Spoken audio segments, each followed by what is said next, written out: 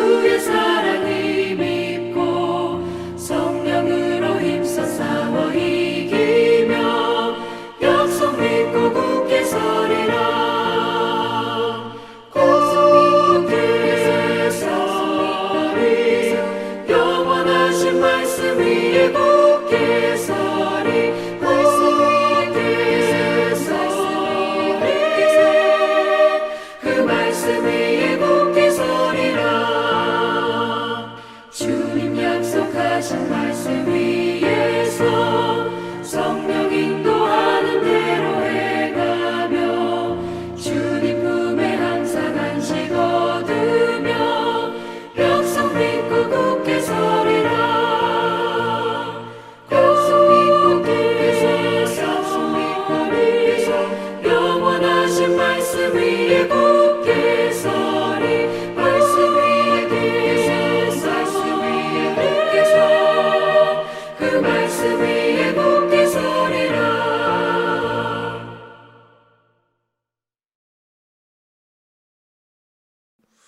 아멘. 사도신경으로 신앙을 고백하겠습니다.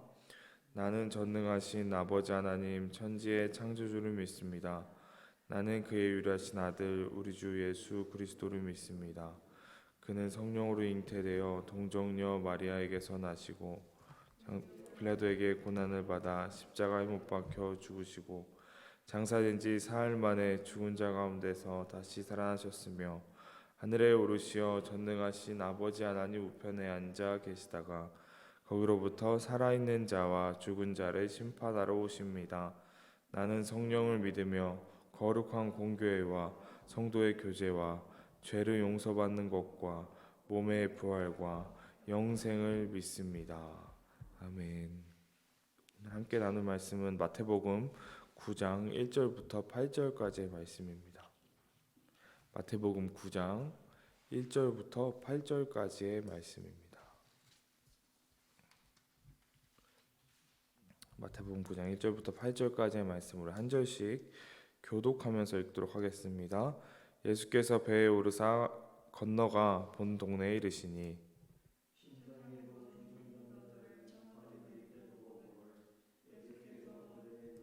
보시고 중풍병자에게 이르되 작은 자가 안심하라 내 제사. 어떤 서기관들이 속으로 이르되 이 사람의 신성을 모독하도다. 예수께서 그 생각을 하시고 이르시되 너가 어찌하여 악한 생각을 하느냐. 내 제사함을 받았느니라 하는 말과 일어나 걸어가라 하는 말 중에 어느 것이 쉽겠느냐. 인자가 세상에서 죄를 사하는 권능이 있는 줄을 이루게 하려 하노라 하시고 중풍병자에게 말씀하시되 일어나 내 짐상을 가지고 와라. 그가 일어나 집으로 돌아가거늘 무리가 보고 두려워하며 이런 권능을 사람에게 주신 하나님께 영광을 돌리니라. 아멘. 여러분, 예수님의 제자하고 예수님을 따라다녔던 무리의 차이를 알고 계십니까? 예수님의 제자는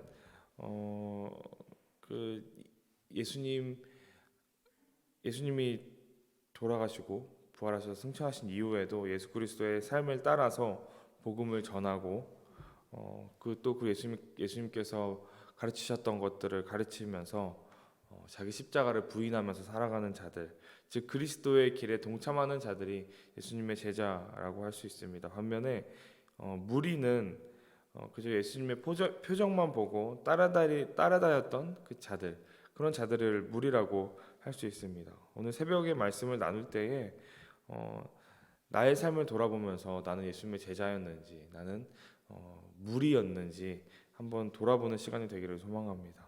오늘 본문의 시작은요, 예수님께서 주 사역지인 가버나움으로 돌아오시면서 시작이 됩니다. 그래서 그곳에서 다시 치유 사역을 시작하십니다. 그때에 사람들이 침상에 누운 중풍병자를 한 명을 데리고 오게 됩니다. 이 중풍병은 뇌졸중이라고도 부르는 뇌혈관이 터져서 온 몸이 마비가 되는 병이 중풍병입니다. 당시에는 당연히 이 중풍병을 고칠 수 있는 방법이 없었기 때문에 사실 중풍병에 걸리면 그냥 그 인생 한 평생을 그냥 고통 가운데 살아가야만 했습니다. 근데 예수님께서는 예수님의 사역 가운데 중풍병자를 여러 번 고쳐 주셨습니다. 사람들이 얼마나 간절했는지 이 말씀을 마태복음이 아니라 마가복음과 누가복음의 말씀을 살펴보면은 친구들이 지붕을 뚫고 이 중풍병자 환자를 내려보냈다 하는 이야기가 전달되고 있습니다. 예수님께서는 이 중풍병자를 보시고 또 데리고 온 친구들의 믿음을 보시고 중풍병자에게 이렇게 선포하십니다. 오늘 말씀에도 이렇게 선포하시는데요. 작은 자야 안심하라 내 죄사함을 받았느니라 이렇게 말씀하십니다. 예수님께서 이렇게 말씀하셨을 때에 또 다른 문제가 하나가 발생하는데요. 이 예수님의 말씀을 들은 이 당시의 서기관들, 이 당시의 서기관들이 크게 분노한 것입니다. 그 이유는 구약의 말씀에 따르면 죄사함을 할 수 있는 죄사함을 할 수 있는 것은 오직 하나님뿐인데 그들의 입장에서 봤을 때 그저 사람인 예수가 죄사함을 명령한 것이었기 때문에 그들이 그것을 신성모독이라고 생각을 한 것입니다. 그래서 예수님께서는 그들의 신성모독이라고 하는 그들의 마음을 읽으시고 이렇게 말씀하시죠. 4절과 5절 말씀, 6절까지의 말씀인데 어찌하여 너희는 마음속에 악한 생각을 품고 있느냐 내 죄가 용서받았다 하고 말하는 것과 일어나서 걸어가라고 하고 말하는 것 가운데서 어느 쪽이 더 말하기가 쉬우냐 그러나 인자가 땅에서 죄를 용서하는 권세를 가지고 있음을 너희들이 알게 하겠다라고 말씀하십니다. 예수님께서 그들에게 그저 환자에게 일어나 걸어가라 라고 명령하셨다면 분명히 예수님께서는 그런 치유할 수 있는 능력을 갖고 계시기 때문에 일어나 걸어가라 라고 말씀하셨다면 아무런 분쟁과 논란이 없었을 것입니다. 그러나 예수님께서 분명히 그들이 반발할 것을 아심에도 불구하고 죄사함에 대해서 선포하신 것은 예수님이 어떠한 분인지 예수님께서 무엇을 위해서 이 땅에 오셨는지를 분명히 보여주기 위하여서 그렇게 말씀하셨습니다. 예수님의 사역은 병을 고치고 죄를 또 사하는 사역이 예수님의 사역이었습니다. 예수님께서는 중풍병자에게 일어나서 내 침상을 가지고 가라라고 명령하시면서 결국에 그 환자는 집에 무사히 돌아가게 됩니다. 그리고 8절의 말씀을 보면은 이 모든 광경을 지켜봤던 무리들이 두려워하면서 이런 권능을 사람에게 주신 하나님께 영광을 돌렸다라고 오늘의 이야기가 마무리가 됩니다. 예수님의 사역을 보면요, 예수님께서는 정말 많은 사람들을 치유하셨습니다. 아마도 성경에서 우리가 살펴볼 수 있는 것 이상으로 예수님께서는 정말 많은 치유의 사역들을 하셨을 것 같습니다. 눈먼 자들을 뜨게 하시고 안진뱅이가 일어나게 하시고 중풍병자를 낫게 하시고 또 아병 환자를 치유받게 하신 사건, 혈루병에 걸린 여인을 회복시킨 사건들이 성경에서 기록이 되죠. 그런데 이 성경에서 기록된 이 치유의 사건들의 특징들이 있는데요. 사실 그들은 단순히 몸이 아픈 것뿐만 아니라 사실 그들의 삶 전체가 갇혀 있는 삶을 살고 있었다라는 것입니다. 그래서 예수님께서 그들의 삶을 치유하셨을 때에 그들의 삶은 해방이 되고 하나님을 바라보게 하는 사건이었으며 새로운 삶이 주어지는 새로운 삶이 선물로 주어지는 일이었습니다. 죄와 사망의 권세에서 사로잡혔던 사람들이 질병 때문에 공동체에서 버림받았던 사람들, 삶의 고난 때문에 절망 속에 갇혀 있었던 사람들에게 구원이 일어나는 것이죠. 그래서 예수님께서는 첫 사역을 시작하실 때에 이렇게 선포하셨습니다. 누가복음의 말씀인데 누가복음 4장 18, 19절에 이렇게 말씀하십니다. 주의 성령이 내게 임하셨으니 이는 가난한 자들에게 복음을 전하게 하려고 내게 기름을 부으시고 나를 보내사 포로된 자에게는 자유를 눈먼 자에게는 다시 보게 함을 전파하며 눌린 자를 자유롭게 하고 주의 은혜의 해를 전파하게 하려 하심이라 하였더라. 아멘. 예수님께서는 이처럼 주님의 사역이 바로 포로된 사람에게 자유를 주고 눈먼 사람들을 다시 보게 하고 억눌려 있던 사람들을 자유롭게 하는 그런 은혜의 사역이었음을 치유의 사역을 통해 보여주셨던 것입니다. 주님께서는 모든 사역을 통해서 하나님께서 다스리는 그 하나님의 나라, 주님의 생명과 사랑이 정말 회복된 나라, 그런 나라를 선포하셨습니다. 오늘 동일하게 이 중풍병자를 고치면서도 동일하게 죄 사함과 그의 삶의 해방을 선포하신 것입니다. 그에게 하나님 나라를 보여주신 것이죠. 예수님의 제자가 된다는 것은 이러한 예수님의 사역에 동참하는 것이 예수님의 제자가 되는 것입니다. 먼저는 자기 자신이 주님으로부터 용서와 치유와 해방을 받는 것이고, 그리고 그 다음으로는 그 땅 가운데에 주님의 용서와 치유와 해방의 구원을 선포하는 것이 예수님의 제자의 삶일 줄 믿습니다. 예수님을 따라다니는 무리는 엄연히 다릅니다. 먼저 무리는 자기의 문제를 들고 주님께 그저 찾아옵니다. 내가 중풍병에 걸렸습니다. 내가 눈이 안 보입니다. 이렇게 각자 가지고 있는 문제들을 가지고 주님께 나아오는 것입니다. 주님께서 이러한 아픔들과 이러한 어려움들을 듣고 긍휼히 여기시죠. 그리고 선포하십니다. 오늘의 말씀과 같이 내 죄가 용서를 받았다. 이렇게 예수님께서는 우리의 문제의 근본을 만지시고 우리 삶에 여러 고단한 것들, 아픔들에 공감하시며 필요를 채워주시는 분입니다. 그리고 무리가 예수님께서 그렇게 죄사함을 받고, 그리고 그러한 것들, 그 은혜를 깊이 깨달았을 때에 이제 제자의 길로 무리는 나아가게 되는 것입니다. 주님께서 자신에게 베푸신 그 은혜가 얼마나 깊은 것인지 알고, 얼마나 값진 것인지 알고, 또 얼마나 그것이 근본적인 것인지 깨달았을 때에 예수님의 제자는 예수님께서 무리에게 행하셨던 일, 그것을 이제 본인이 가지고 가서 행하게 되는 것입니다. 여전히 우리가 이 땅의 삶을 살아갈 때에 삶의 정말 여러 가지 문제들 속에서 아파하면서 살아가는 사람들이 많이 있습니다. 몸이 아픈 사람들, 경제적으로 어려운 사람들, 마음이 아픈 사람들, 또는 그 삶 가운데에서 참된 소망을 발견하지 못한 방황하는 사람들, 외로움과 소외감에 고통받고 있는 사람들, 이러한 사람들이 세상 곳곳에서 여전히 슬픔과 아픔들 가운데 가득함 속에서 살아가고 있습니다. 예수 그리스도의 제자가 된 이 사람들은 이러한 사람들의 아픔과 슬픔과 그것들에 공감하고 예수님과 더불어서 예수님의 힘으로 참된 치유와 구원을 나누는 사람들이 예수님의 제자입니다.